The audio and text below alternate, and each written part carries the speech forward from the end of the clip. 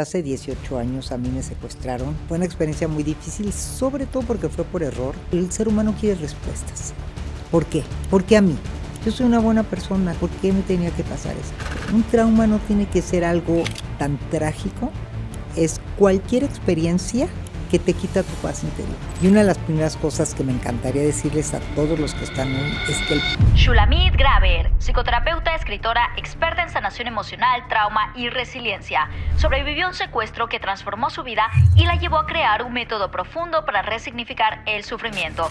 Hoy ayuda a miles de personas a convertir su dolor en propósito y recuperar la fuerza interior.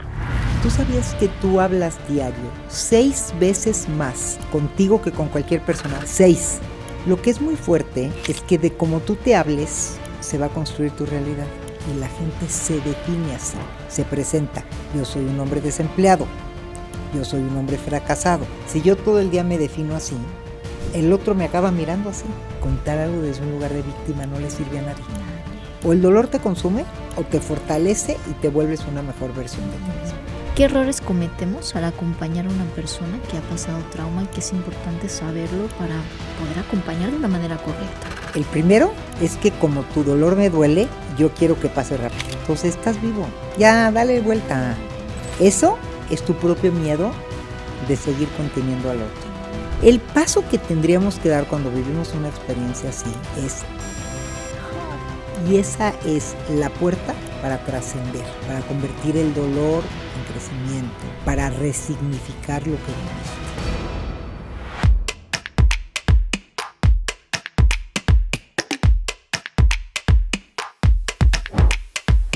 Todos en algún momento de la vida atravesamos situaciones que parecen ser muy complicadas, muy dolorosas. Puede ser la pérdida de un ser querido, la pérdida de un trabajo o incluso un suceso traumático que sucedió de repente en tu vida.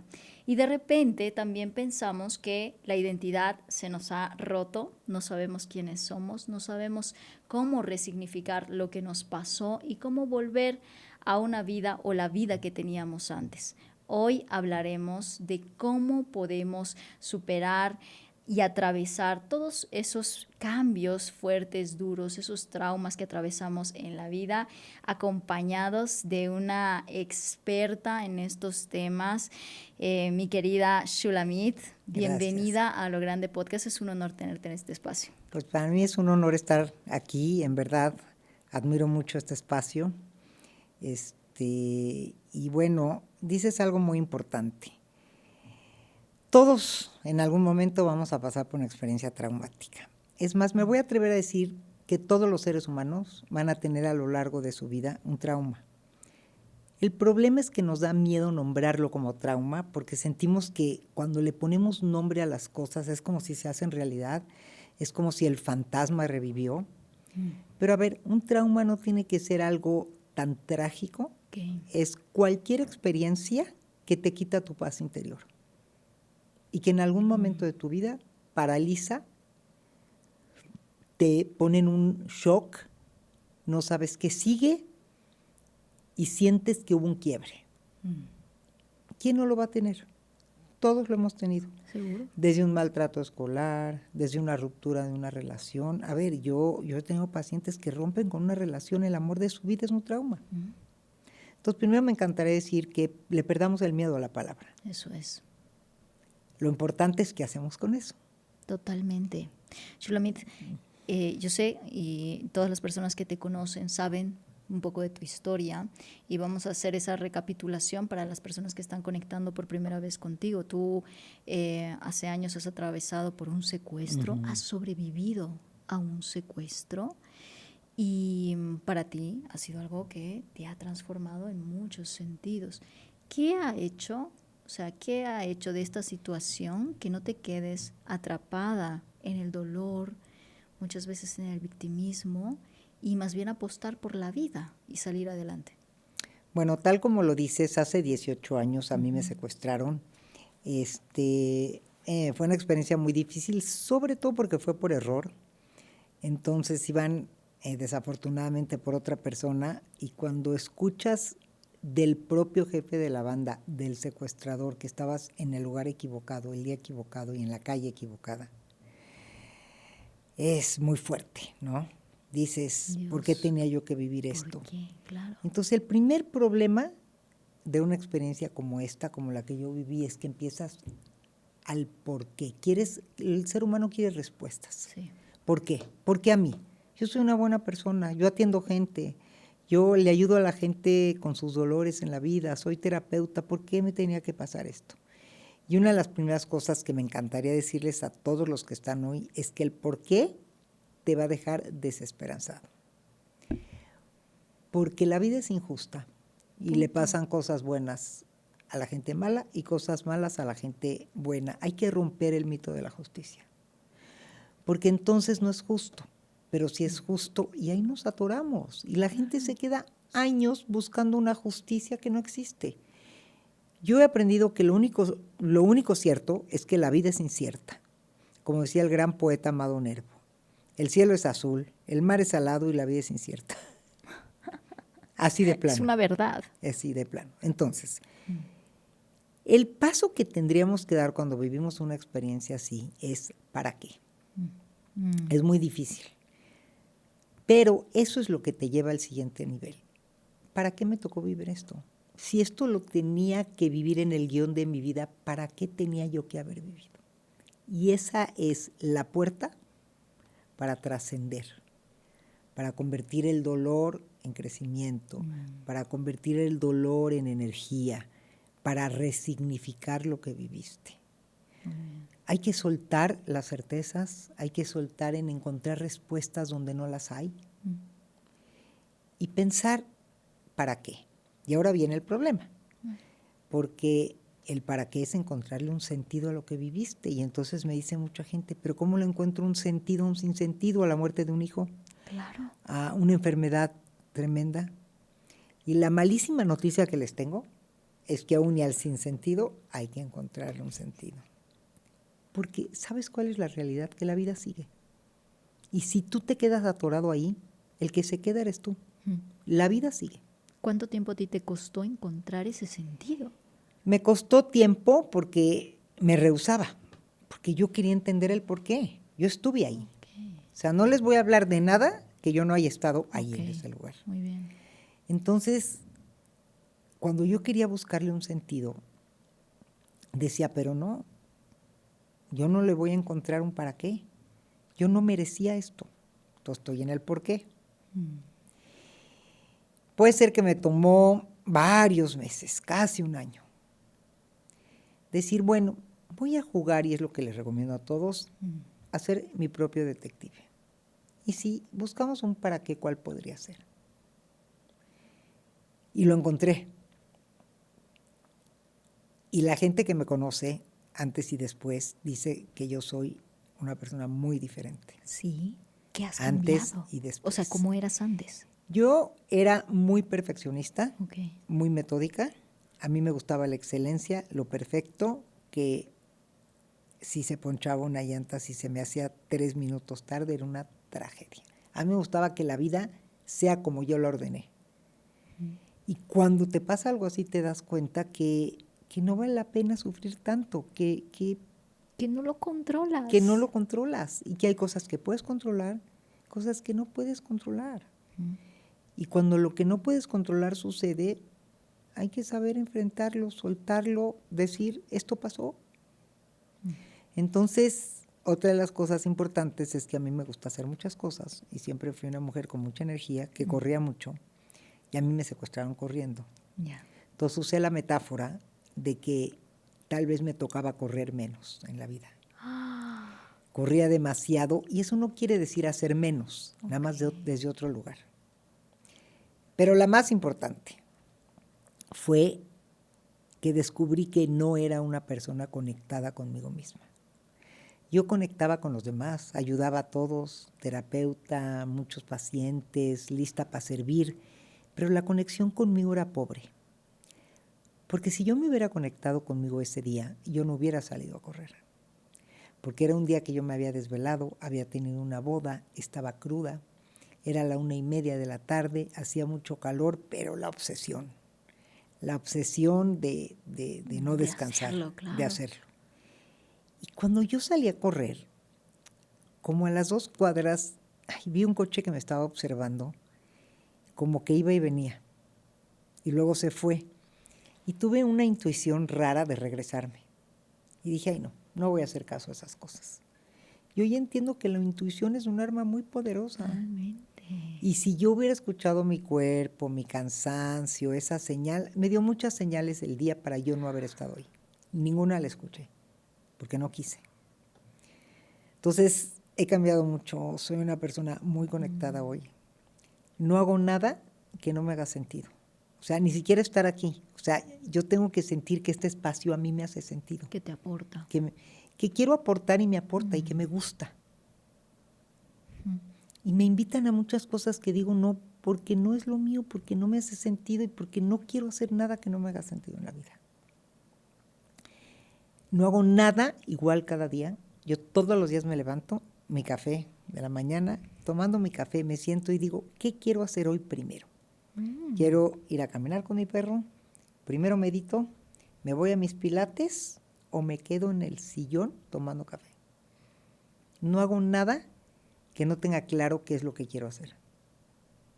Wow, qué nivel de conciencia y madurez. Y me ha cambiado en mucho eso. la vida, mucho ves. la vida. Sí, sí. Digo, ya fue hace 18 años, he tenido mucho tiempo para procesarlo, pero sobre todo con la idea de que ya que viviste algo, y esta es la respuesta a cómo inicias tú el episodio, ¿no? A toda la gente que ha vivido algo, es que o te quedas ahí o haces algo diferente. Claro. Y la pregunta es, ¿por qué la gente se queda ahí? ¿Y por qué? Porque cuando algo fuerte nos toca, se vuelve nuestra identidad. Y la gente se define así, se presenta. Yo soy una mujer abusada. Yo soy una mujer viuda. Yo soy una mujer divorciada. Yo soy un hombre desempleado. Yo soy un hombre fracasado.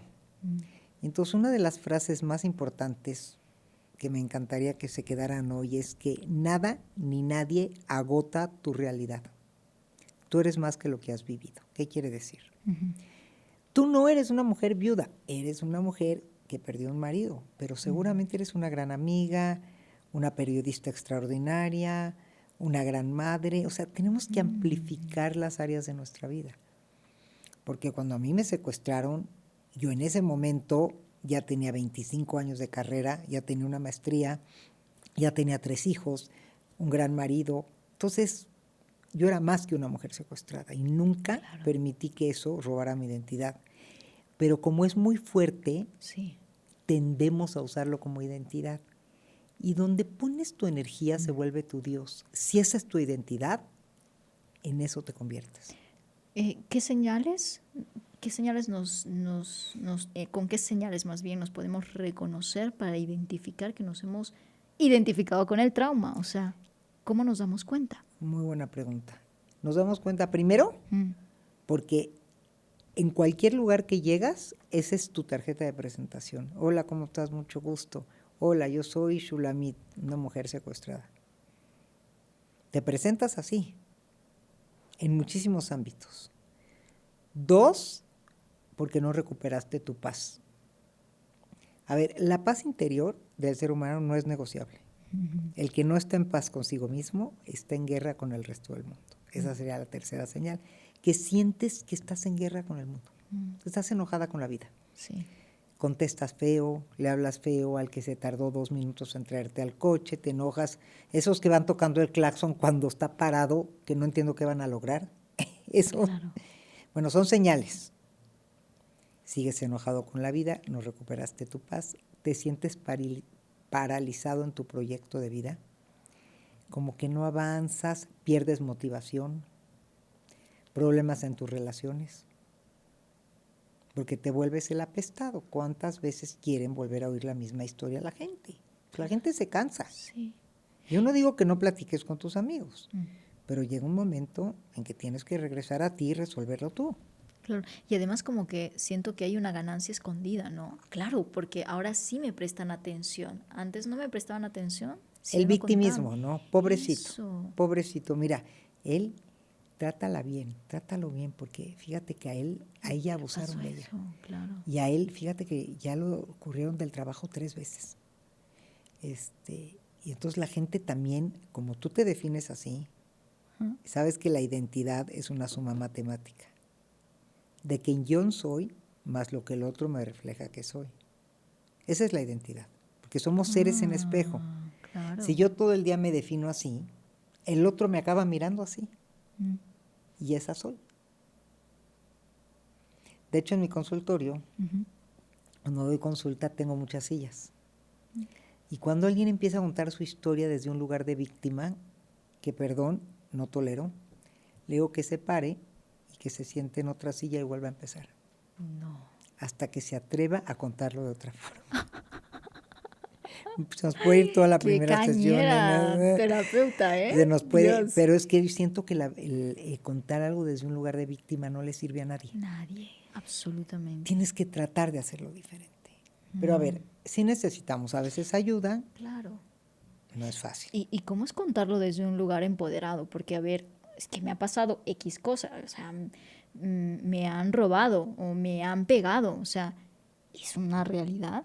¿Cómo lo cuento diferente? Sí, pero una cosa es decir, es que me pegaron y entonces yo ya no vuelvo a salir a la calle, la gente que quiera que venga a mi casa, yo ya no vuelvo a manejar, a mí me pasó, y entonces todo el mundo te tiene que cuidar, es la ganancia secundaria, pobrecito de ti, ¿me entiendes? Sí, sí, sí. Y entonces, a ver, la vida sigue y tienes de dos.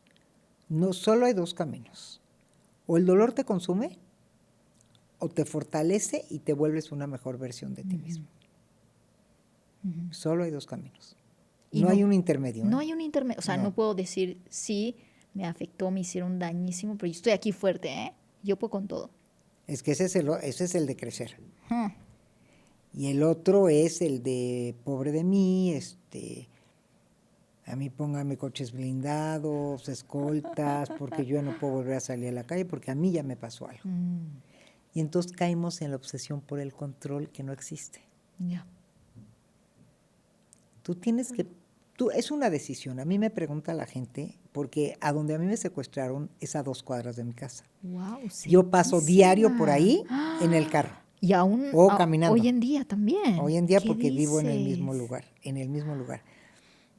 Pero yo hice un ritual y tomé la decisión de que yo quiero ser una mujer libre y que voy a volver a correr y voy a volver a caminar por el mismo lugar.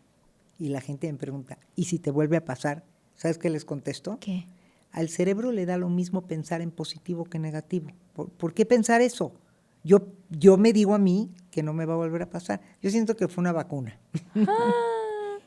Y entonces, ¿es verdad? No, pero la realidad la construyes tú. Y esto es algo muy importante. La realidad como tal no existe. La construimos, ¿sabes cómo? ¿Cómo? Con nuestros discursos internos, con lo que yo me digo a mí misma. Así construyo mi realidad. Sí. Y yo elijo decirme que no me van a volver a secuestrar y que eso ya pasó. Y entonces me dice la gente, ¿y si te vuelve a pasar? Qué ganas de joder, perdón. Si me vuelve a pasar, ya veré qué hago, pero Claro. ¿por qué tengo que pensar pero eso? ¿por qué tengo que estar pensando en lo peor que puede pasar y no concentrarme también en cosas que, y si no pasa, no pasa nada, Y si lo no normal, pasa, la y vida sigue. Tampoco es lo más común. Y no es lo más A común. ver, entonces, ¿por qué me tendría que volver a pasar? Entonces yo elijo que no me va a volver a pasar. Muy bien. Entonces, sanarse es una elección. Y es una elección de qué dejas entrar a tu mente, cómo reconfiguras tu vida y cómo resignificas la experiencia, que quienes me conocen y quienes no, les cuento que la palabra que más me distingue a mí es la palabra resignificar. Sí. Porque yo creo que todo en la vida se puede resignificar. Y resignificar es todo. Como el título final que yo le pongo a algo que viví. Porque investigaciones recientes, muy importantes en la Universidad de Harvard, han demostrado que el cerebro es un órgano muy complejo, complejísimo. Toda la información, todo lo que todo. Pero ¿qué crees? En lo emocional es concreto. Para que tú proceses algo a nivel emocional aquí, tienes que ser muy simple. Una oración. Sí. ¿No? Como la mía fue, lo que te define no es lo que te pasa, sino lo que haces con lo que te pasa. Y hoy estoy convencida. La gente no sufre por lo que vivió. Dime lo más fuerte. No sufren por eso. Sufren por lo que se cuentan de eso. Sí. Ese es el problema más importante. El 10% nada más es lo que te pasa en la vida. El 90% es lo que tú haces con eso. Entonces, ¿de qué lado eliges estar? Sí. Claro. Ahora, es cierto, como tú dijiste sabiamente, que es un punto de referencia en mi vida. Sí, no creo que hoy estuviera. Me lo he preguntado mucho. ¿Sería quien soy? ¿Habría hecho lo que he hecho? No lo creo. Pero entonces ahí viene el siguiente riesgo. Entonces, ¿agradezco que me secuestraron? Tampoco. Está muy fuerte, ¿no? Es muy fuerte, claro. Pero lo que agradezco es la persona en la que me convertí. Sí. Eso sí. ¿Qué primer paso podrían dar las personas para no quedarse atrapadas en esa experiencia, en ese por qué a mí, ¿no? O sea, ¿cuál es el primer paso para soltar eso? Ok. Hay 4 pasos. Muy bien. El primero es elaborar. Elaborar es, hay que aprender a contarse la historia desde otro lugar. ¿Qué quiere decir eso? Cuando tú elaboras algo, no es que vas a contarte lo que te pasó como se lo contaste a tu tía, tu prima y a tu mejor amiga, no. Esto ya es con ayuda. Okay. Para Necesitas ayuda elaborar, terapéutica. hay que aprender a contar una historia como cuando escribes un libro.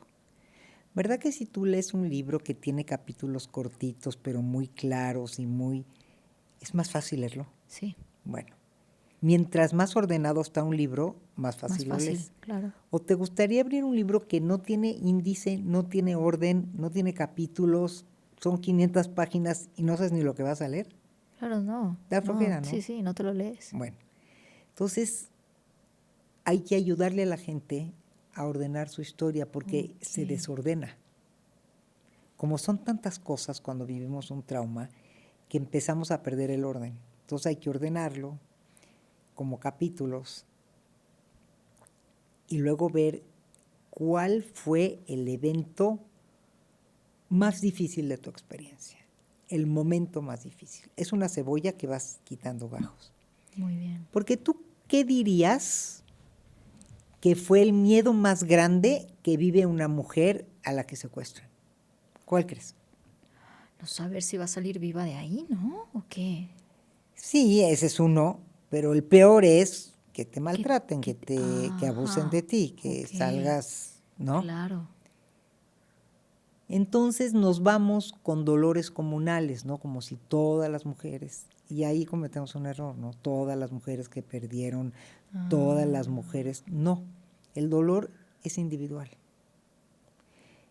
Porque a mí al principio me dijo el jefe de la banda, nadie te va a tocar ni nadie te va a hacer nada. Este es un secuestro. Y yo le creí. Entonces mi miedo real era a mi libertad. No a que me hagan algo. Yo realmente pensé que no me iban a hacer nada. Sí, lo creíste. Se lo creí. Muy bien. Y mucha gente me dice, ¿pero por qué le crees a un...? Claro, ¿por qué? Porque creer es una forma de sobrevivir. Eso me hizo estar en paz. Y si te hubieran hecho algo, vuelvo a decir lo mismo, pero no me hicieron. Bueno, tuve mucha violencia emocional, pero físicamente no me hicieron nada. Entonces, yo le creí y mi miedo real era a que la libertad es para mí el valor más grande. Y mis símbolos siempre fueron mariposas y libélulas. Y escogí un marido que me dejara ser libre. Entonces, cuando vi que no es cierto, que la libertad te la pueden quitar ese fue mi dolor más grande. Entonces, hay que ver cuál es el punto nodal del dolor de lo que viviste. porque aunque lo diga muy duro, no todas las madres que les pasó esto, a todas las mujeres, No es tienen lo el mismo, no es mismo el mismo dolor.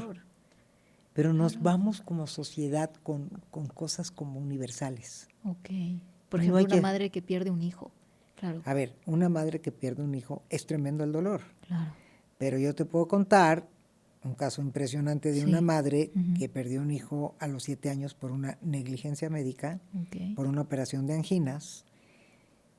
Y en el momento que ya se estaba muriendo, le preguntaron, porque estaba con un ventilador, si quiere donar los órganos. Y ella dijo sí. Nada más le quiero dar un abrazo para despedirme. Y le dijeron, es que no es compatible el abrazo con los órganos, porque si tú abrazas a tu hijo y se mueve el ventilador, los órganos se mueren y ya no los puedes donar. La única forma de trascender a través de los órganos de tu hijo es que no lo abraces. Wow. Por Dios. Y esa mujer donó los órganos y hoy tiene una de las fundaciones más importantes en el mundo de donación de órganos. Entonces, ella hizo de esa pérdida un trabajo extraordinario y tuvo más hijos. Entonces, a ver, su dolor más fuerte tuvo que ver con una decisión. Ok. Entonces, ella no se está peleando con cosas que se pelean otras. Muy válido lo de cada sí, quien. sí, cada quien tiene lo suyo. Pero por eso hay que ver el contexto y los miedos y cómo fue. ¿Me explicó? Sí. El dolor no es igual un bebé recién nacido, perdón, aunque ya era a un niño de 10 años, Ya, a un niño de claro. 20 años, los años de vida. Vamos, hay contextos muy diferentes. Entonces tenemos que tener mucho cuidado, no generalizar. Muy bien. Y en trabajar, el punto nodal es legitimizar, fíjate, me atrevo a darle el derecho del sufrimiento a cada quien. Y entonces empiezas a procesar la experiencia. Y empiezas a decir, ya la elaboré, ahora voy a pensar en el para qué. Ahí se atora mucho la gente, pero hay que entender, esta misma mujer que yo platiqué con ella, pues tal vez ella tuvo que haber perdido ese hijo para haber dado al mundo Un una cosa proyecto impresionante que maravilloso, hizo. Claro. Y entonces tiene sentido su vida. A ver, perder a su hijo nunca, Ya es, claro. pero ahí está la diferencia. Pero le ha permitido encontrar ese nuevo propósito Porque en su tenía vida. otros 3 o 4 hijos, la vida seguía, ¿me explico? Sí. Es muy importante hacer eso, Ok. esa diferenciación. Luego viene el tercer paso, que es la incorporación. A ver, tenemos que guardar en un cajoncito interno esa experiencia, por más dura que haya sido. Si no, es como la gastritis, nunca para, está regurgitando y se mete en tu vida hasta cuando no quieres. Ajá. Entonces, a ver, yo puedo hoy venir contigo y puedo contestarte lo que quieras de mi secuestro. Te puedo contar toda la experiencia, los momentos más duros que viví, lo que tú me preguntes yo te lo cuento. Pero yo salgo de aquí, Y es otra abro mi historia. cajón del secuestro, lo guardo Ok. y ya. No me quedo todo el día porque la vida sigue. Y aquí les hago una metáfora que me gusta mucho. ¿Has visto la gente que tiene muy ordenado su vestidor? Ok. En los cajones de los calcetines negros, Sí, café. sí, todo dividido por colores y separados. Ándale. Ah. Esa gente es mucho más eficiente porque no pierde tiempo. Invierno, verano, traje negro, cita con... ¿no? Sí. Y la gente que tiene un caos y nunca sabe dónde está nada, se tarda 3 horas más vistiéndose. Sí. Bueno, es lo mismo. Mientras más ordenado tienes tu vestidor interno y más bien acomodadas tienes tus experiencias de vida, fluyes mejor. Ok. Y para eso necesito entender y resignificar cada Y ahora una de viene el estas paso cosas. de resignificar. Ya lo guardé en un Ok. cajón. ¿Cómo se llama ese cajón? ¿El cajón de qué? ¿Qué me digo yo de mi secuestro? Ese es resignificar, que soy una malsuertuda, que le pasan, que a mí no me tenía que haber pasado, que Dios no existe, que la vida es injusta, o me digo, pasó, ¿y ahora qué sigue? Punto. Yo más bien me digo hoy, ¿a quién le salvé la vida? Porque como no iban por mí, y eso es cierto, dije, a lo mejor le salvé la vida a alguien que no iba a haber podido negociar su libertad.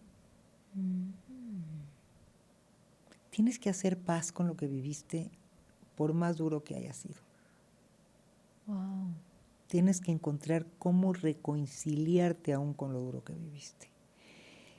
Y luego viene el último paso, que es la transformación. La transformación es la cereza del pastel. Si no quieres llegar ahí, yo le digo a la gente que viene a trabajar trauma conmigo, me conformo con que llegues hasta resignificar. Elabores, proceses, integres y resignifiques. ¿Ok? La transformación es lo que hizo esta mujer con los órganos, es lo que yo he hecho con mi experiencia, pero eso es la cereza del pastel. No todo el mundo quiere, puede, tiene ganas, se vale, pero yo lo recomiendo. Sí, porque, ¿por qué? Yo lo recomiendo porque si ya viví eso y no puedo regresar el tiempo y no puedo quitarle de mi vida, no puedo quitarlo de mi vida, ¿cómo hago para volverme alguien más grande a partir de eso? Una mejor persona, alguien más preparado. Bueno, que realmente yo hice una promesa en mi secuestro, porque tuve muchos momentos muy terribles de violencia, muy fuertes. Me iban a cortar un dedo, terrible con el serrucho ahí. Me iban a pasar muchas cosas, pero la peor es que me pusieron una pistola, cortaron cartucho y me dijo el secuestrador, la verdad te voy a matar. Y yo oí cómo cortó cartucho y creí que me va a matar. Sí creí en ese momento. Me dijo, mira, tu esposo no coopera. Ya tardamos mucho aquí. Yo necesito ya este espacio para el que sigue, que ya tengo en la lista a mi víctima que sigue. Y no sé qué hacer contigo. ¿Cuánto tiempo llevaba? Una semana. Una semana. Yo no sé qué hacer contigo, entonces la verdad te voy a matar. Y ahí me hice 2 preguntas, así como ráfaga de rapidísimo. Así, si fue el último minuto de mi vida, ¿qué me faltó por vivir? Y si salgo viva, ¿qué voy a hacer diferente? Y ahí prometí que si yo salía viva, iba a dedicar el resto de mis días, que primero me iba a volver alguien muy importante en el campo de trauma, y segundo, que iba a dedicar el resto de mi vida, a que cualquier persona que sufre resignifique su experiencia. Y hay una broma que siempre digo, que todo el mundo me dice, pero ¿por qué trabajo con temas muy duros? Trabajo con feminicidio, con abuso, con temas, con secuestro. Y me preguntan, ¿por qué trabajas con temas tan jodidos? ¿Por qué no eres terapeuta sexual? Algo más light. Algo más light, y siempre digo lo mismo. Es que me entusiasma mucho. Porque cada persona que llega contándome su trauma, yo estoy viendo el final, yo estoy en la transformación. Yo ya estoy imaginándome a dónde va a llegar. Como el caso de la mujer de los órganos. Alucinante. O sea, Está tú muy la loco, veías, ¿no? O sea, tú ya la veías. Yo ya sé dónde va. Yo estoy ambicionando dónde va a terminar la terapia conmigo.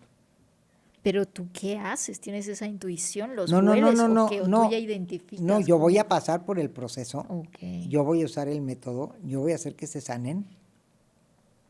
Y luego les digo, ¿quieres seguir o te quieres quedar acá? Pero se lo digo de una forma que los voy a convencer. De que sigan. A que sigan.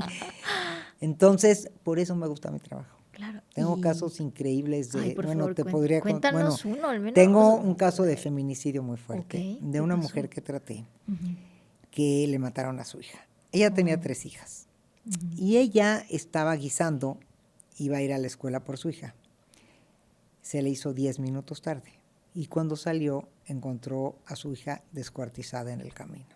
Un dolor terrible, terrible. Y lo que ella se decía es, siempre se me hace tarde en la vida. Uy. Y yo me di cuenta desde el principio que esa frase no nos va a ayudar. Porque ya con investigación y todo lo que se vio del caso, eran unos vecinos que ya estaban buscando matar a la chica. Y si no era en ese momento, iba a ser al otro día en la noche. O sea, no tuvo que ver con la sopa que se tardó 10 minutos. Fue una coincidencia. Fue con una coincidencia. Trabajé mucho tiempo con esta mujer. Era una mujer dedicada al hogar, Su proyecto de vida era pues, cuidar a su familia, guisar, cuidar a sus hijas. Se volvió mi mano derecha en un superproyecto que hicimos de feminicidio, en el que después de trabajar todo, y me estoy poniendo chinita de recordarme, en el momento que llegamos a la transformación, dijo, este va a ser mi nuevo proyecto de vida. Yo voy a ayudar a que ninguna mujer se quede estancada con lo que le pasó. Y quiero formar un grupo de mujeres que podamos hablar. Me perseguía. Formamos un grupo de 80 mujeres. Por WhatsApp nos comunicábamos, organizó un sistema terapéutico que ella inventó, encontró un proyecto de vida.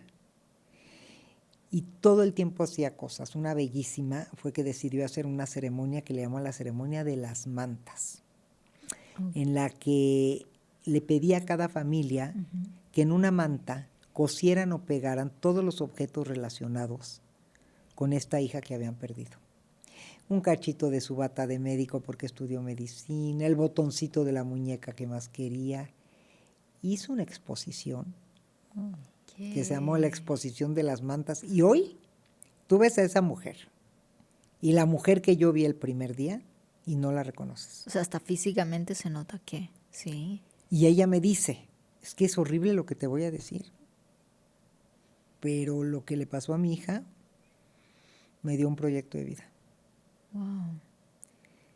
Está muy fuerte. Está muy fuerte, claro. Pero esa es la transformación. Ya perdió a su hija. Ya no la puede pegar, ¿estás de acuerdo? No. Okay. Sí, por supuesto. Ya no la va a recuperar. ¿Se queda llorando el resto de su vida? Puede. Pero la vida sigue. Hay que tener mucho cuidado con este concepto. La vida no se para resolver. Resolvemos mientras vivimos. Claro, qué buen ejemplo traes, porque en este caso en particular, ¿no? De que hay una pérdida familiar de alguien que amabas, un hijo, cualquier persona, no necesariamente un hijo, a veces pensar que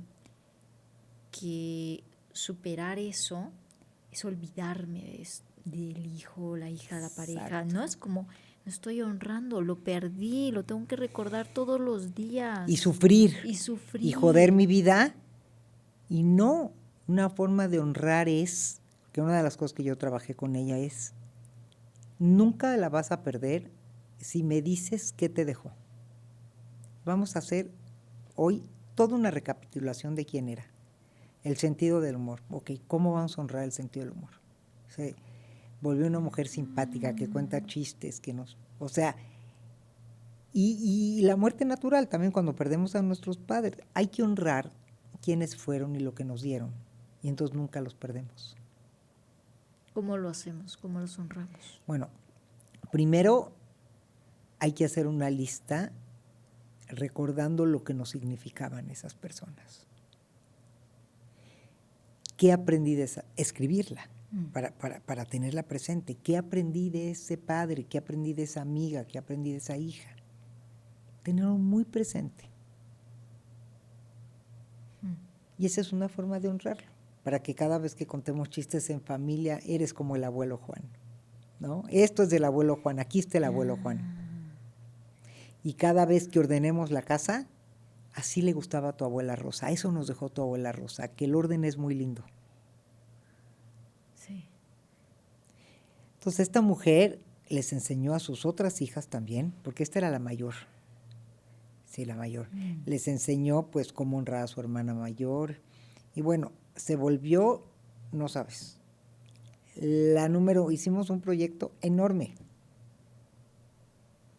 Acabamos teniendo un WhatsApp que sigue vigente para más de 80 mujeres que han perdido por feminicidio. Entonces, hay tantas historias que te puedo decir. Yo creo en la transformación.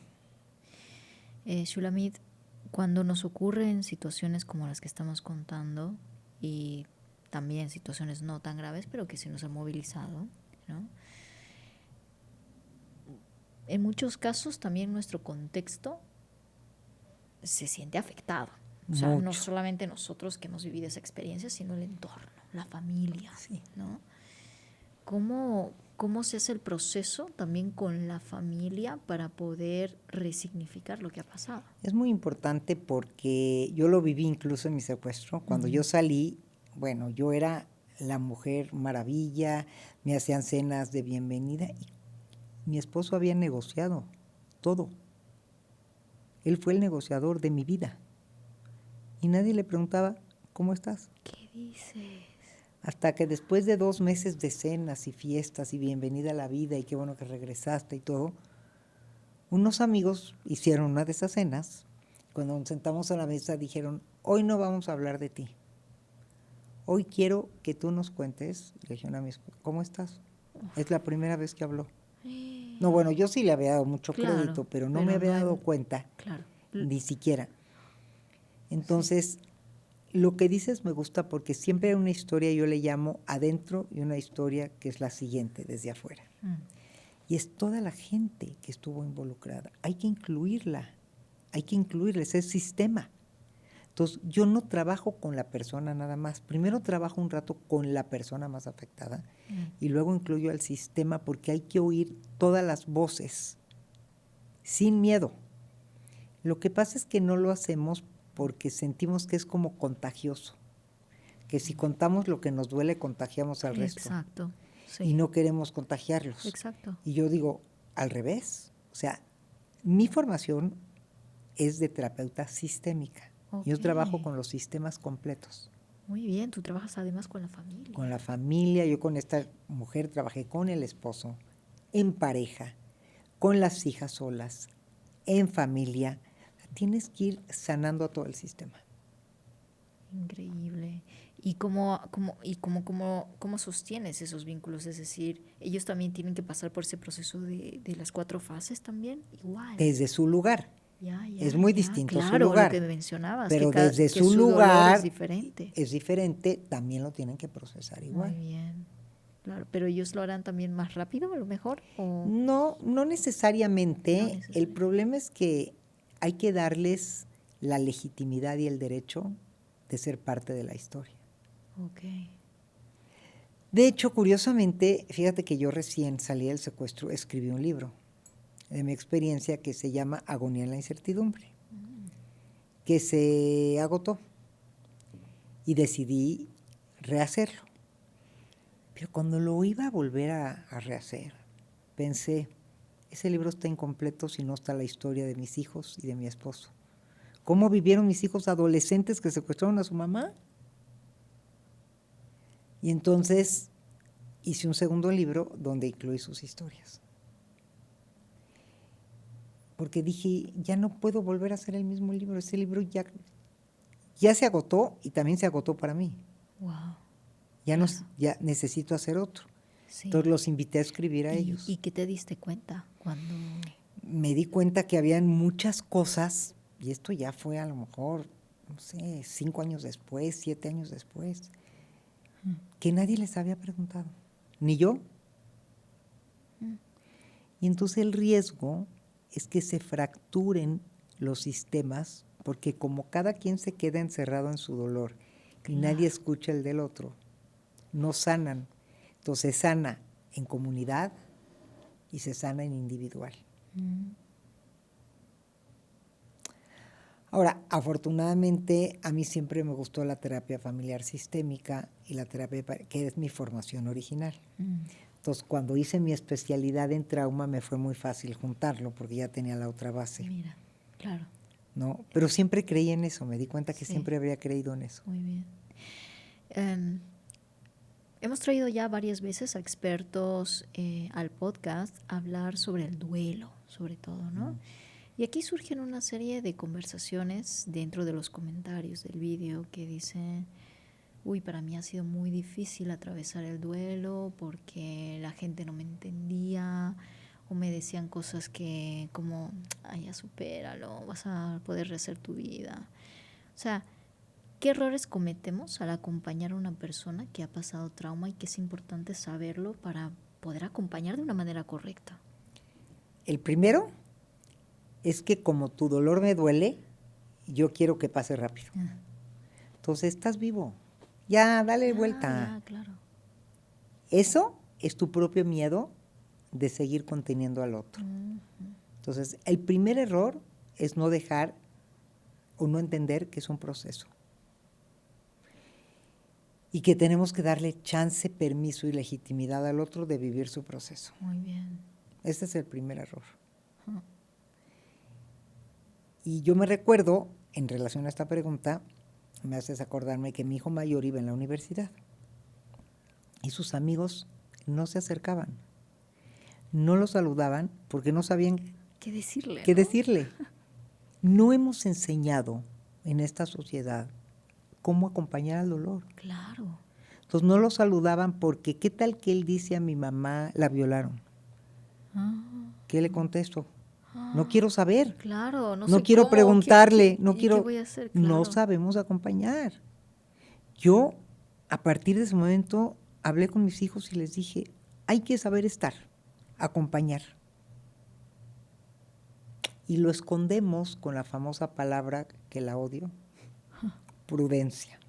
Sé prudente, no te acerques, no abraces, no acompañes, no vayas al entierro. No, no es prudencia, es miedo.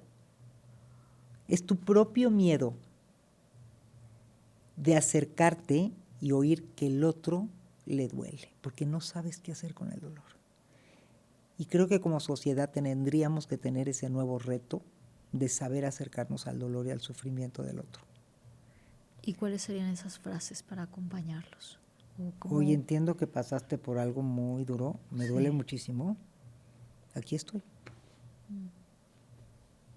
A ver, desde el lugar que estés, no todos estamos tan cerca. Si estás lejos, a lo mejor nada más, oye, supe que pasaste esto, estoy contento que estás bien. O sea, cada quien se acerca desde el lugar que tiene frente al otro. Claro. Pero creo que esta pregunta que haces es crucial para mí. Tenemos que saber acompañar y estar cerca, aunque nos duela.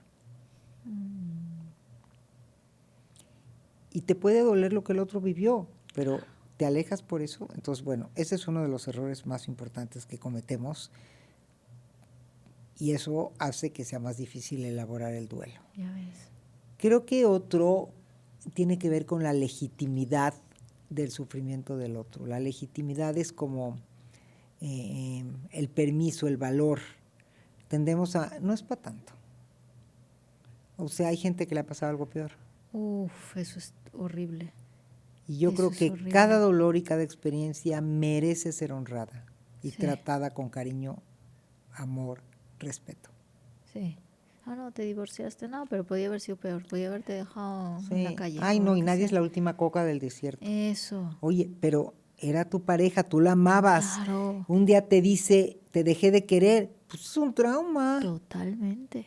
Ay, pero no es para tanto. Hay gente que se le ha muerto un hijo. Entonces, ese sería el tercero, la comparación. Muy bien.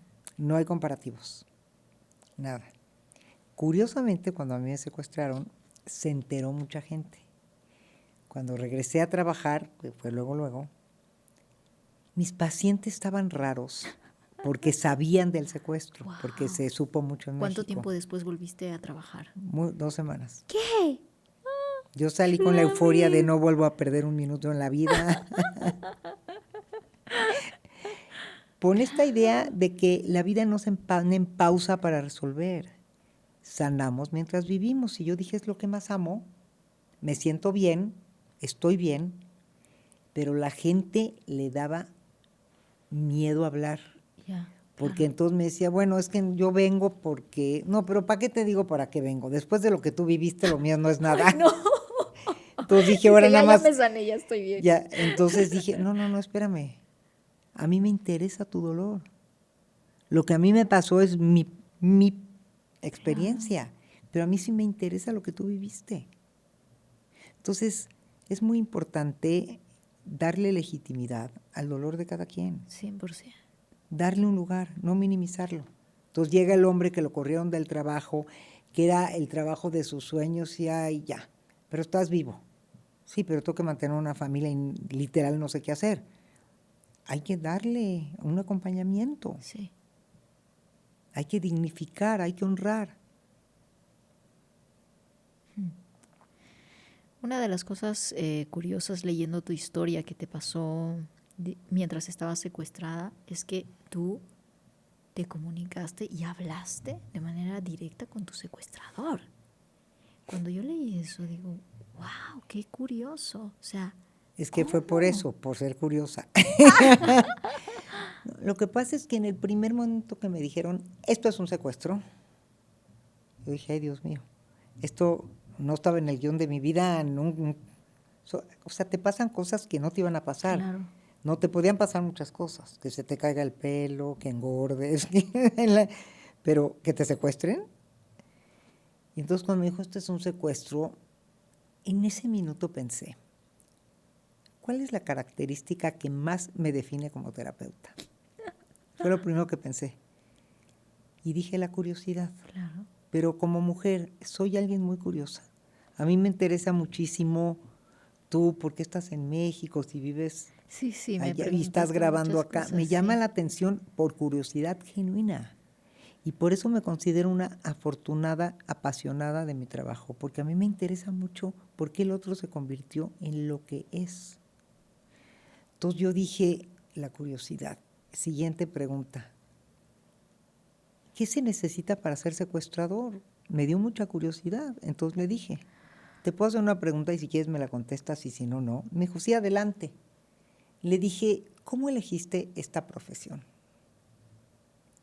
Dios. De ser secuestrador, ¿es una herencia familiar? ¿Te levantaste un día y dijiste, tengo una nueva chamba? Así, le puse así 1000 opciones. O todas las anteriores. ¿Sabes qué me contestó el hombre? ¿Qué? Malvado, director de la banda, etcétera. Me contestó lo siguiente. Nunca nadie me había hecho esa pregunta. A nadie le había interesado mi vida. Eres la primera persona que le interesa. Y eso marcó el parteaguas de mi experiencia. Porque nos contactamos desde un lado humano. Y yo pensé antes de hacer la pregunta, a ver, ¿son extraterrestres? No. ¿Llegaron en una nave espacial? No. ¿Son sociópatas? Sí. Pero son humanos. Tengo que encontrar la forma.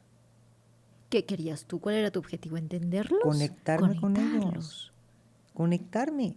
Ok. Y me dijo, te voy a contar mi vida. Y me la te contó.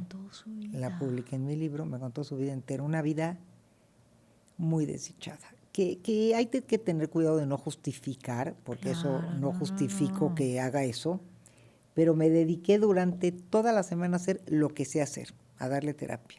Y le dije que ame No. y que se case. Y todavía en aquellos momentos que no habían celulares, tan como hay ahorita, la memoria era distinta. Todavía tenía yo en mi mente, me acordaba de memoria, teléfonos de institutos, que le dije, anota para que te rehabilites y prométeme que no lo vas a volver a hacer. Eso ya cuando salimos.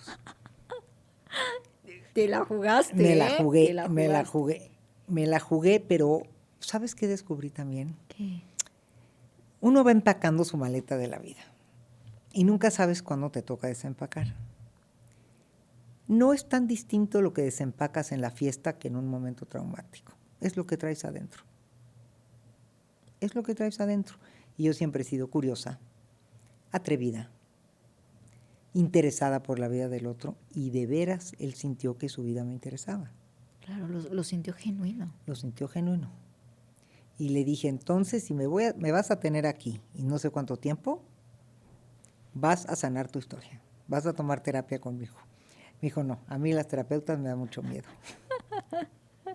Ya nunca más volviste a saber de esto. Y a ver, él se drogaba, era un sociópata, tuve momentos muy difíciles, pero en los pocos que estaba bien, traté de conectar. A tal grado que cuando la historia acabó, que fue como todos los secuestros, dinero, mi esposo negociando, no, tampoco me quiero parar el cuello, o sea, yo hice mucho adentro, pero fue como todos los secuestros. Ya que acabó todo y me dijo, bueno, hoy ya nos vamos, en el carro, yo vendada, que me dejaron en una banca de un parque sentada, como son las películas de cuenta hasta 50 y quítate la venda, así. Sí. En el camino me dijo que tenía una confesión y una pregunta que hacerme. La pregunta es, ¿crees en Dios?, me dijo.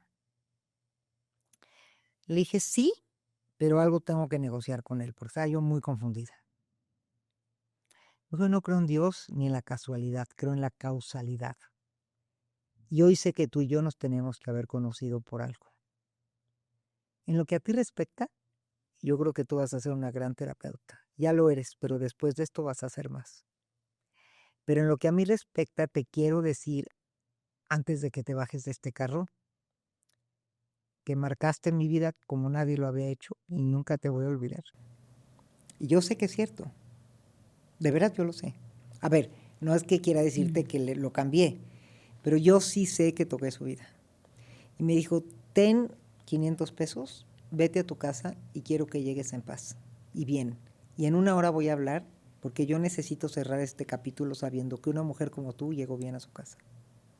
No te puedo creer. Claro que yo, bueno, llegué a mi casa, tomé un taxi, llegué y ay, todo mundo, la policía, terribles, ¿no? Le O dije, sea, ¿te despediste de abrazo con él? no, Hombre. no tampoco. Pero es que qué fuerte, Pero cuando qué me dijo eso, emocionante. muy emocionante.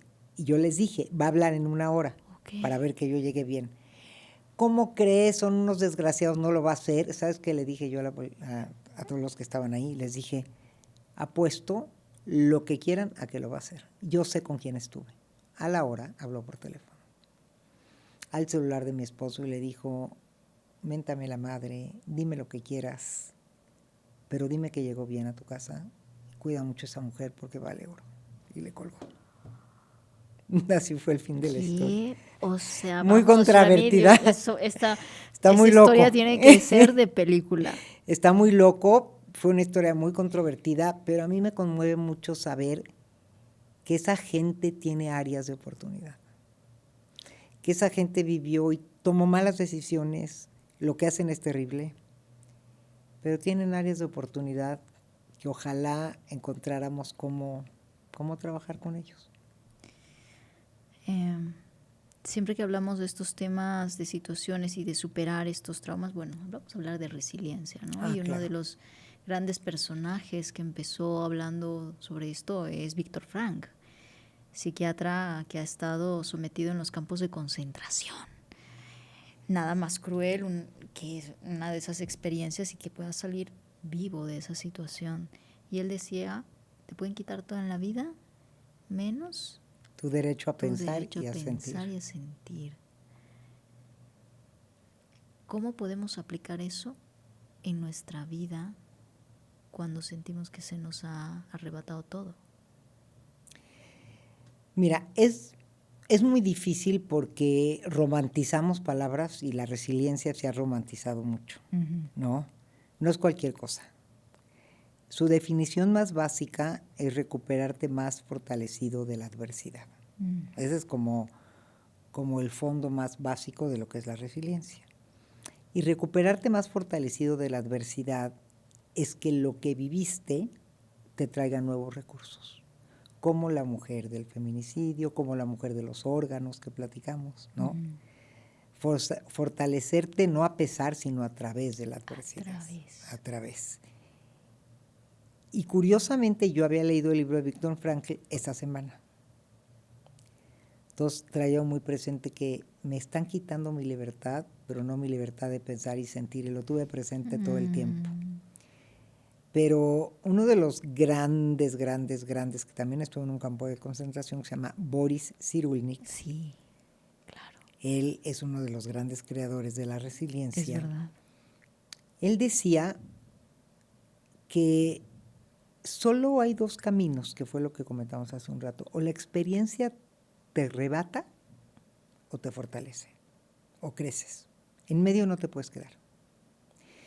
Y una de las formas de ser resiliente es, después de haber vivido y trabajado lo que viviste, conectarte con qué recursos descubriste que tenías que no sabías.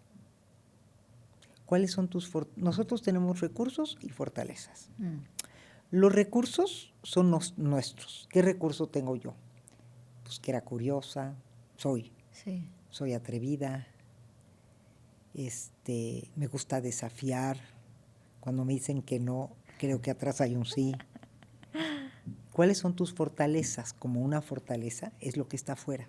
saber que mi esposo iba a estar conmigo, saber que mis hijos iban a apoyar a mi esposo. Entonces todos tenemos recursos y fortalezas. Y el chiste es descubrirlos o potencializarlos después de una experiencia. Porque muchas veces no queremos trabajar la experiencia, por eso yo incito mucho a trabajarla, ¿no? Entonces, ¿qué descubrí de mí? ¿Qué descubrió esta mujer, por ejemplo, que perdió a la hija? Pues que es una mujer con ganas de vivir, que es una mujer que puede aterrizar un proyecto, que es una mujer que tiene capacidad de convocatoria, que es una mujer que tiene 2 hijas que la apoyan y un esposo. O sea, entonces, la resiliencia surge nombrando tus recursos, nombrando tus fortalezas. Y hay algo muy interesante, que es muy reciente en neurociencia, más o menos cuando fue la pandemia, se publicó un artículo muy interesante que hablaba de la memoria resiliente. ¿Qué quiere decir? El archivo de los recuerdos y de nuestra memoria no es el mismo que de la memoria resiliente, es otro archivo. ¿Qué quiere decir? Sí. Cuando tú vives una situación difícil y sacas recursos para salir adelante y fortalecerte, esos recursos se guardan en este otro archivo que te digo. Y cuando vuelves a vivir algo, esa memoria sale de inmediato. Un poco, para que lo entiendan, como la idea del ejercicio. Okay. Si tú hiciste todo ejercicio muchos años de tu vida y dejas de hacer, y de pronto eliges volver a hacer, no estás en cero nunca. No. Tu cuerpo recuerda, ¿no? O por ejemplo, exacto. andar en bicicleta es un buen ejemplo. Claro. ¿No? Como que a los niños los vas a enseñar a los no negociables, a andar en bicicleta, a nadar. Y pon tú que nunca vuelven a agarrar la bicicleta. Y un día ya de casados con los hijos se van de excursión a un parque y deciden rentar bicicletas. ¿La vuelven a manejar? Sí. Bueno, esa es la resiliencia, la memoria resiliente. Entonces, por eso es muy importante tratar de fortalecernos después de una experiencia, nombrar los recursos que descubrimos que tenemos, las fortalezas que nos rodean, lo que pudimos hacer. Acuérdate de una cosa, lo que no nombras no existe. Sí. Hay que ponerle nombre a las cosas. Descubrí que soy qué. ¿Qué descubrí que soy? ¿Qué descubrí que tengo? Y entonces cuando lo nombras y lo haces presente y se guarda, surge esta memoria resiliente, que es muy interesante. Y esto más o menos se publicó por primera vez alrededor de cuando estábamos en plena pandemia. Esto es una investigación. Entonces, es una investigación muy grande sobre la resiliencia del cerebro. Así como los archivos de la computadora, bueno, entonces se vio que esta resiliencia o esta memoria resiliencia no se guarda en el mismo archivo que tus recuerdos de vida normales. O sea, entrena en otra área del cerebro, sí, mejor. Sí, en otro archivo. Wow, y entonces son recursos que luego podemos usar para cualquier otra situación. Exactamente. Parecida o diferente, pero en donde sintamos que estamos en una crisis. A ver, hablabas de algunas preguntas. ¿Qué preguntas podemos hacer para entrenar esta habilidad? No sé si llama la habilidad resiliente en nuestra vida. La primera es, ¿qué descubrí de mí? Que no sabía. Que no sabía. La mayoría de la gente descubre cosas que no sabía. Por ejemplo, yo la curiosidad no la había nombrado como tal en mi vida. Me di cuenta ahí, cuando me pregunté, ¿no? Entonces, ¿qué descubrí de mí? ¿Qué descubrí que me rodea, que me acompaña? ¿Qué siento que sí pude? Esta es otra pregunta muy importante. Nadie es pasivo ante un trauma. Siempre que vivimos una experiencia, hay algo que sí pudiste hacer, pero no lo quieres reconocer. Aún y cuando fuiste abusada, lo que pasa es que la situación te atropelló, era más fuerte de lo que tú podías hacer, pero sí te defendiste, sí trataste de hacer algo, aunque no lo lograste. Entonces la resiliencia también tiene que ver con nombrar eso. Ok, muy bien. Nombrar eso que sí pudiste hacer. Muy bien. Nombrar lo que sí pudiste hacer. O que pensaste. Ok. nadie permanece pasivo ante un trauma. Nadie. Pero se nos olvida nombrar eso. Claro. Otra pregunta interesante es si esto me pudiera convertir en una versión mejorada de mí, para que el dolor pues, ya tenga un sentido, para que me vivo peleando con la experiencia. Entonces, ¿qué sería? ¿No? O sea, ¿qué sería? ¿Quién sería? bueno, ¿qué sería como Okay. si el dolor tuviera sentido?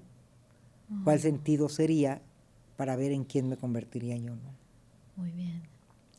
A ver, hay que atrevernos a hacernos responsables de lo que nos toca vivir. Y yo soy más agresiva que eso. La vida nos puede poner muchas cosas y podemos ser víctimas de muchas cosas. Pero elaborar, procesar, resignificar, integrar y transformar es responsabilidad de quien lo vive, de nadie más. No del Padre, Ni de la gloria, ni de Dios, no, perdón, lo siento. perdón, No. lo siento, pero no. Y mira que no estoy en contra de la fe. La fe ayuda, pero no resuelve. Entonces, yo me gusta mucho decir, hazte responsable de tu vida. Sí. ¿Cómo lo sacas? ¿Cuál es tu? Le voy a poner un nombre, como tu terapia de shock cuando ves personas que les cuesta salir de eso. O sea, ¿qué haces para que tomen conciencia? Que siguen girando ahí. Sí. No, yo les digo, mira, te puedes quedar ahí, nos podemos quedar aquí sentados ahí, tú escuchando el mismo círculo vicioso, o quieres que te proponga cómo girar para otro lado. Y los ayudo. Mira, de lo que tú hablas y dices que no encuentras ninguna característica, yo te voy a decir una que veo. Y si yo te digo una, tú me dices otra. Qué buena. Y entonces los empiezo a cambiar Qué del círculo vicioso a un círculo virtuoso. maravilloso. ¿Qué le dirías a aquella persona, Shulamit, que piensa que lo que le pasó fue demasiado fuerte? O sea, que ha sido mucho. O sea, ¿realmente hay ese tipo de traumas insuperables? A ver, que me duele mucho lo que ha vivido, que puedo ser compasiva con su dolor, pero que la vida sigue, que qué quiere hacer. También hay mucha gente que se suicida y que elige que ya no quiere seguir. Y es su vida, el libre albedrío por sobre todo. Pero los días siguen, es como un paciente que murió de COVID, su padre, y estaba muy triste. Vino a sesión y me decía, es que me siento estoy lleno de culpa porque mi padre se murió ayer, falleció ayer y hoy me comí un chocolate. Es que esa es la vida. La vida sigue. Claro. Entonces esa persona yo le diría, primero hay que darle como el apapacho de legitimizar su dolor. Entiendo tu dolor, sé que fue muy fuerte, me duele mucho, pero ¿qué hacemos? Claro, es que ¿qué haces? No lo puedes resucitar, no puedes. ¿Qué hacemos? Y entonces los incito a hacer algo diferente.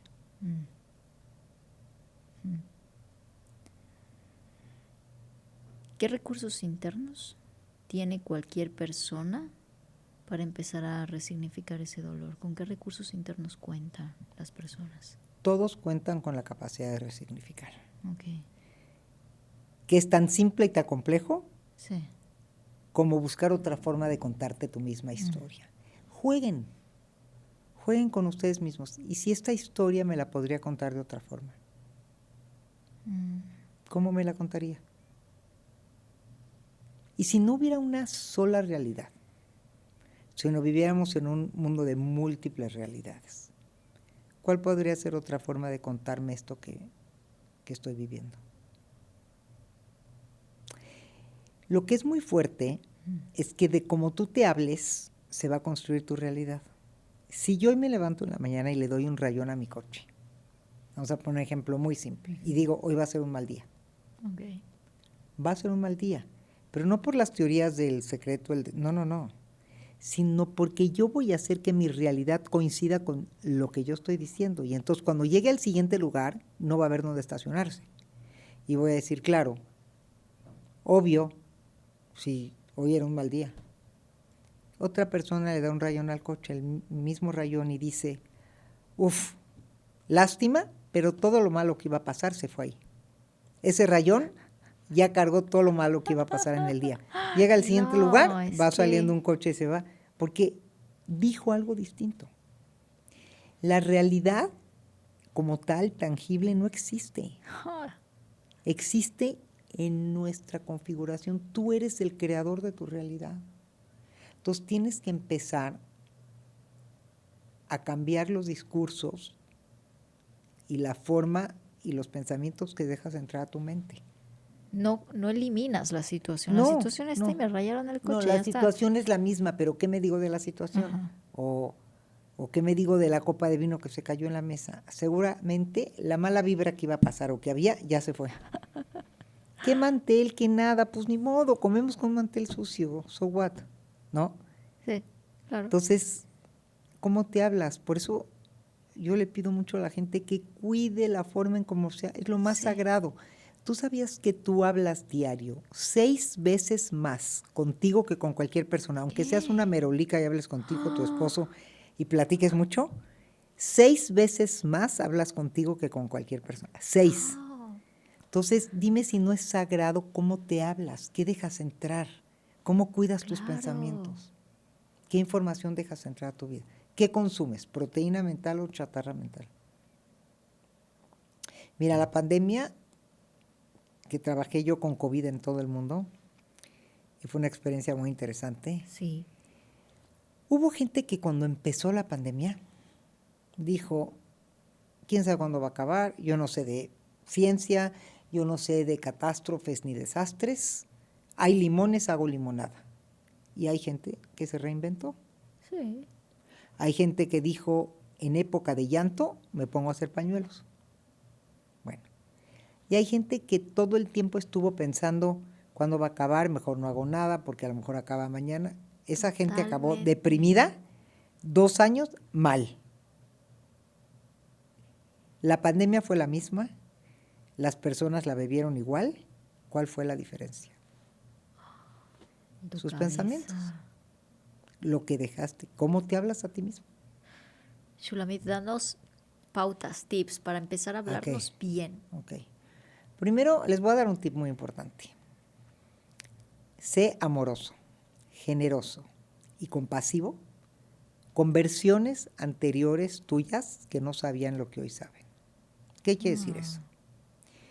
Parte de lo por que nos hablamos feo es que nos las pasamos latigando las decisiones que hemos tomado en la vida. Si yo lo hubiera hecho diferente. Uf, eso es terrible. Yo lo que les pido es esto. Ajá. Hoy, después de escucharnos, dejen de pensar así.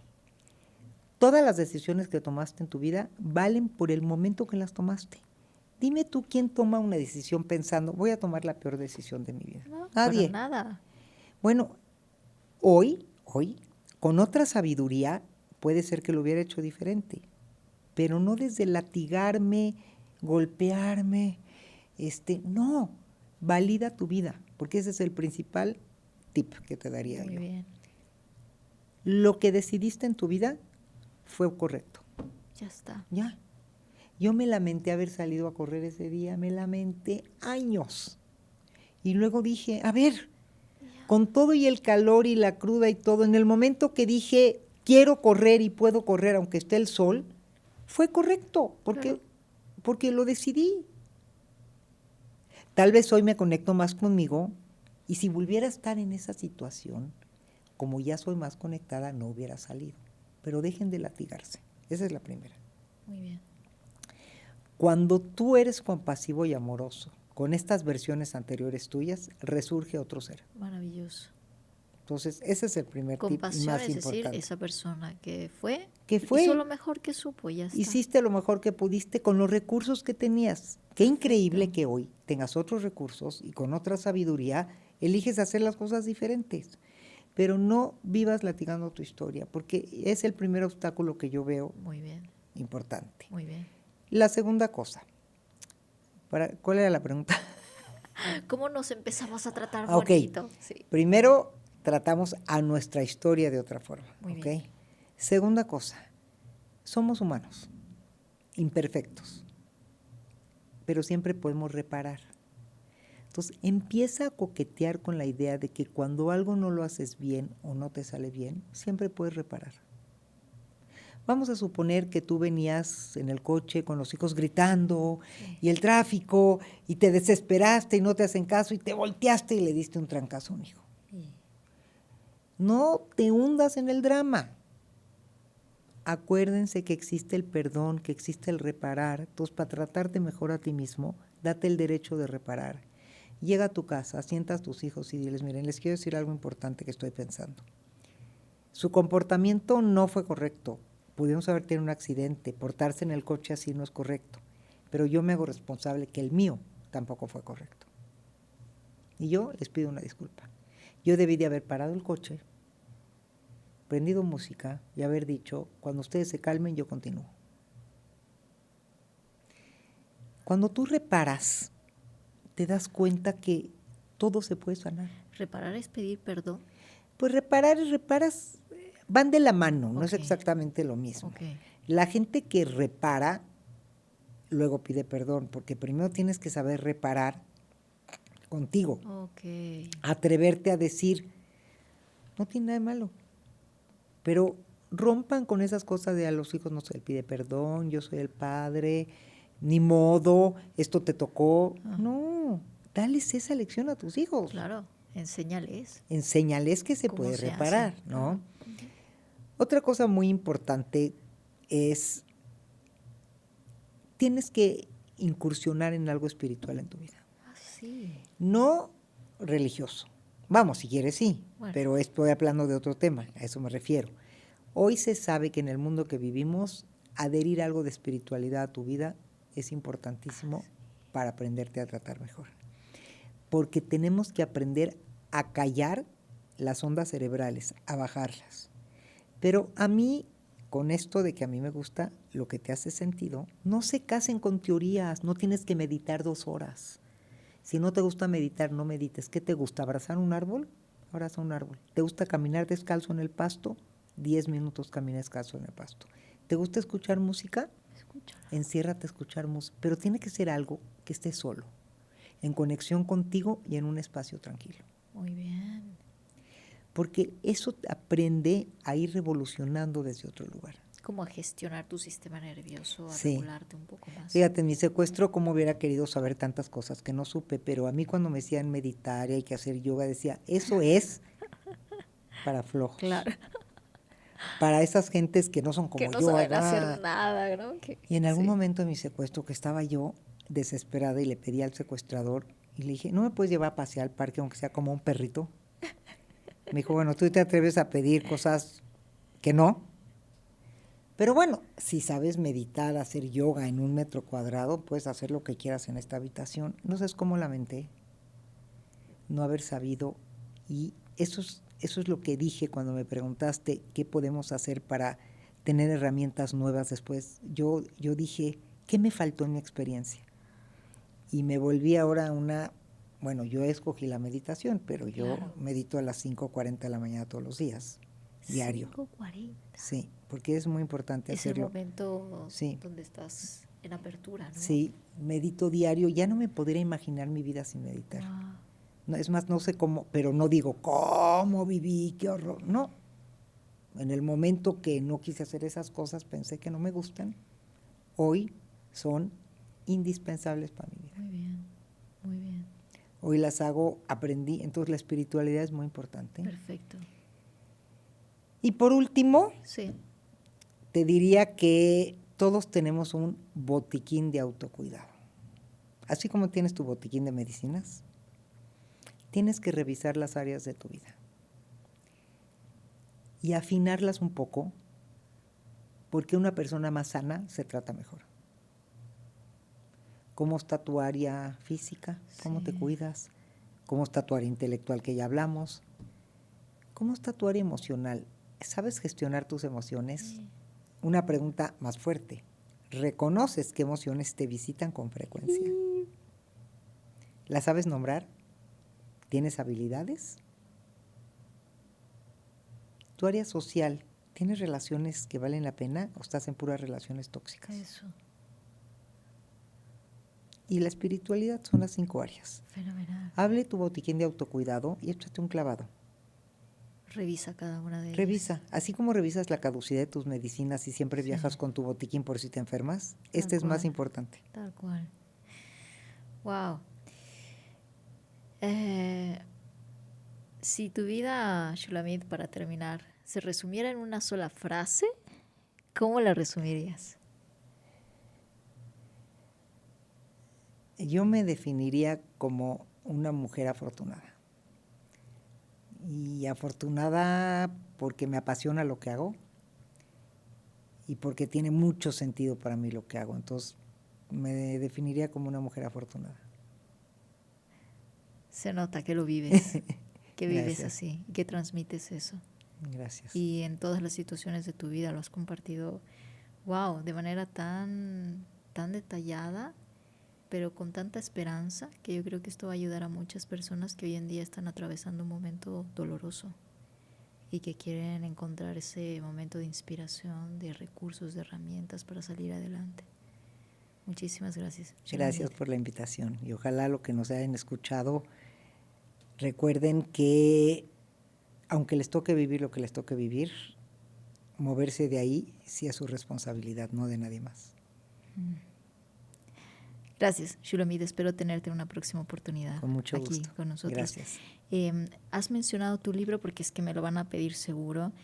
¿Qué libro nos has comentado aquí durante esta entrevista? ¿Dónde lo pueden encontrar? Está en Amazon. Sí, ¿cómo se llama Del sufrimiento al crecimiento. Es un libro que está dividido en 2 partes. La primera es la historia detallada para los que les gusta el morbo y la ciencia ficción, de todo lo que viví, que también está muy interesante esta historia. Okay. Y la segunda parte es este método del que hablamos detallado para que Muy lo puedan bien. hacer ustedes solos. Increíble, increíble. Ya salen con herramientas aquí para empezar su proceso personal. Exacto. Muchísimas gracias, Shulamit. Gracias por haber aceptado esta invitación. Gracias por haberme acompañado en este episodio. Muchas gracias. Y a ti, que te has quedado hasta el final, ya sabes que me encantará leerte en los comentarios.